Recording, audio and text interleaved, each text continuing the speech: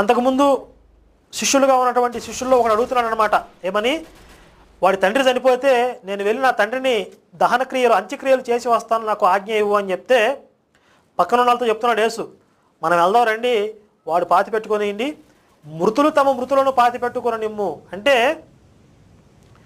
నన్ను వెంబడించడం మానేసి తండ్రి అంత్యక్రియలకు అంత ప్రాధాన్యత ఇస్తున్నాడంటే వీడు కూడా చచ్చినోడితేనే సమానం. ఈ చచ్చినోడిని వెళ్ళి ఆ చచ్చినోడిని పాతి పెట్టుకునేయండి, మనం వెళ్దాం రండి అంటున్నాడు పక్కనోడితో యేసు.